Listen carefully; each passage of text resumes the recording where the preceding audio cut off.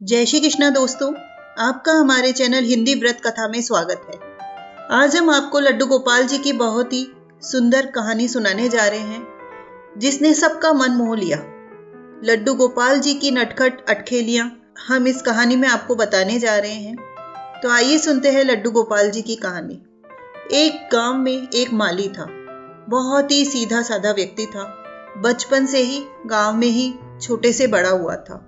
उसे माली के काम के अलावा कुछ और काम नहीं आते था। उसी गांव में रूपा नाम की एक लड़की रहती थी, जो कि गूंगी और बहरी थी। माली और रूपा दोनों ही एक साथ छोटे से बड़े हुए।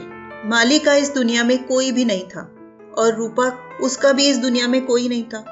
और रूपा की भाषा माली के अलावा कोई और नहीं समझ पाता था। बड़े होने पर माली ने रूपा का साथ नहीं छोड़ा और उसी से शादी कर ली। शादी करने के बाद माली ने सोचा कि यहाँ मेरा गुजर बसर नहीं हो सकता, इसलिए मैं शहर जाकर माली का काम करूंगा तो बहुत पैसे मिलेंगे। तो उसने रूपा के साथ शहर चला आया। वहाँ शहर में एक बड़ी सी कॉलोनी थी, जहाँ पे बहुत बड़ी बड़ी कोठियाँ थी और उनके साथ में बगीचे बने हुए थे। तो उसने 5-7 कोठियों की बगीचे की रखवाली का काम ले लिया। जिस जिस घर में भी वो काम करता था, सब घर वाले माली से बहुत खुश रहते थे। वहीं एक सेठ भी रहता था, जो कि अग्रवाल सेठ था। माली उसके घर भी माली का काम किया करता था। माली जब भी अग्रवाल के घर बगीचे में पौधों को पानी देता, मिट्टी खोदता, तो एक कोने में से अजीब तरीके की आवाज आती थी। खट खट खट खट आवाज आती थी, जैसे कोई मिट्टी के नीचे से खटखटा रहा हो, बाहर निकलने की कोशिश कर रहा हो। उसका ध्यान बार बार वहीं आकर्षित होता था। माली ने ये आवाज बहुत बार सुनी थी, लेकिन उसने सोचा कि शायद कोई जानवर होगा।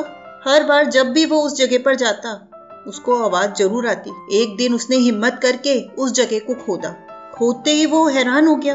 उसमें से एक बहुत ही सुंदर लड्डू गोपाल निकले। माली ने लड्डू गोपाल को बाहर निकाला तो लड्डू गोपाल का शरीर गर्म था। वो मिट्टी में लथपथ हुए थे। उसको ऐसा लगा कि शायद लड्डू गोपाल की सांसें भी चल रही है। माली एकदम से हैरान हो गया, थोड़ा घबरा भी गया। वो लड्डू गोपाल को लेकर घर के अंदर भागा और अग्रवाल की पत्नी को ले जाकर बोला, सेठानी जी, यह देखो आपके बगीचे में मुझे लड्डू गोपाल जी मिले हैं। लड्डू गोपाल को देखकर सेठानी जी का रंग एकदम पीला पड़ गया। वह बोली, तुम इसको क्यों निकाल कर ले आए? इससे तो मैंने वहां बड़ी मुश्किल से अपना पीछा छुड़ाया था। माली हैरान हो गया। अग्रवाल जी के 2 बेटे थे। दोनों बेटों को उनकी पत्नी बहुत प्यार करती थी, मतलब सेठानी जी बहुत प्यार करती थी। सुबह उठकर उनको तैयार करती, नहलाती, स्कूल भेजती, अपने हाथों से खाना खिलाती, शाम को पढ़ाती, लोरी गा के सुलाती। अग्रवाल जी के घर में एक लड्डू गोपाल जी भी थे, जिन्हें उनकी माताजी बहुत मानती थी। माताजी के स्वर्गवास होने के बाद अग्रवाल जी ने अपने मंदिर में उस लड्डू गोपाल को बड़ी श्रद्धा से रखा हुआ था। अग्रवाल जी भी उन लड्डू गोपाल को बहुत मानते थे, लेकिन सेठानी जी को लड्डू गोपाल की सेवा करना बहुत मुश्किल काम लगता था। वो कहते हैं कि मेरे बच्चों को कौन संभालेगा कि मैं इन लड्डू गोपाल को ही नहलाती धुलाती खाना खिलाती रहूंगी, तो मेरे बच्चों को कौन लोरी गा के सुलाएगा, कौन नहलाएगा, कौन खाना खिलाएगा। वो अपने बेटों के प्यार में अंधी हो चुकी थी। उसकी यही बात बुरी लगती थी। एक दिन उसने निश्चय किया कि और घर के बगीचे में जाकर लड्डू गोपाल जी को दबा दिया और अग्रवाल जी को बोल दिया कि लड्डू गोपाल जी चोरी हो गए। लड्डू गोपाल के चोरी होने पर अग्रवाल जी बहुत दुखी हुए, लेकिन कर भी क्या सकते थे।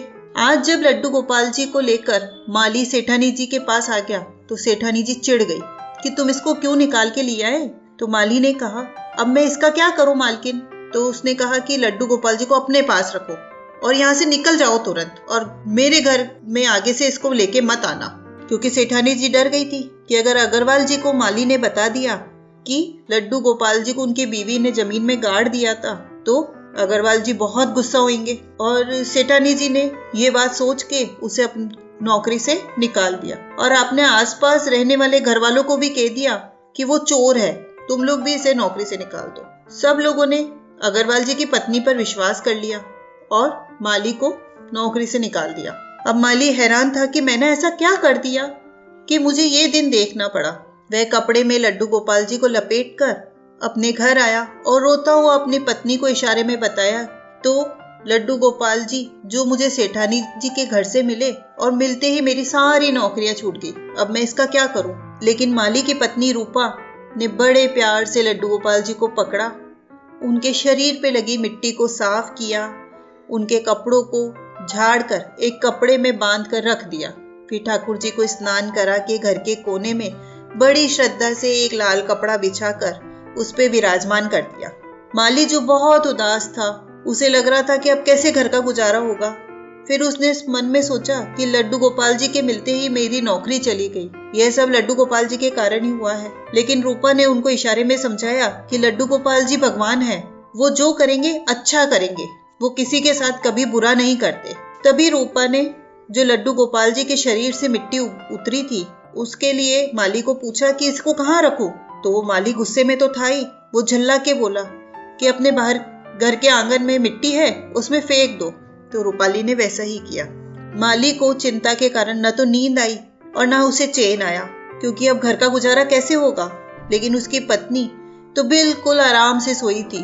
ठाकुर जी को देख के उसे बहुत सुकून चैन मिल रहा था, एक अजीब सी खुशी हो रही थी, मन में उसके आनंद छाया हुआ था। वो पूरी रात बहुत सुकून भरी नींद सोई। सुबह जब माली उठा तो उसने देखा कि आंगन में जिस जगह पर ठाकुर जी के शरीर की मिट्टी उतार कर रूपा ने फेंकी थी, उस जगह पर बहुत ही सुंदर फूल खिले हुए हैं। उन फूलों की खुशबू सारे मोहल्ले में फैली गई है। सारे लोग सोचने लगे कि आज मोहल्ले में कैसी खुशबू आ रही है। सब लोग देखने आए तो माली के आंगन में बहुत ही सुंदर फूल खिले हुए हैं। तभी उधर से एक व्यक्ति गुजरा और उसने माली से कहा कि तूने अपने आंगन में इतने सुंदर फूल खिला रखे हैं, ये तो बहुत कीमती है, बाजार में तो इनकी बहुत कीमत होगी। यह सुनकर माली हैरान हो गया और हाथ जोड़ता हुआ ठाकुर जी के पास भागता हुआ गया और बोला कि ठाकुर जी, मैंने आप पे शक किया, आप मुझे क्षमा कर दीजिए, आप तो सबका ख्याल रखते हैं। रूपा यह सब देख के मंद मंद मुस्कुराने लगी कि माली को भी अब ठाकुर जी पर विश्वास होने लगा है। माली ने वो फूलों को उतार कर पहले कुछ फूलों को गोपाल जी के चरणों पे चढ़ा दिया और फिर फूल बाजार में बेचे, जिसके बहुत ही अच्छे दाम मिले। अब हर रोज माली के आंगन में फूल खिलने लगे। माली उन फूलों को बाजार में जाकर बेचा। वो माली से मालिक बन गया।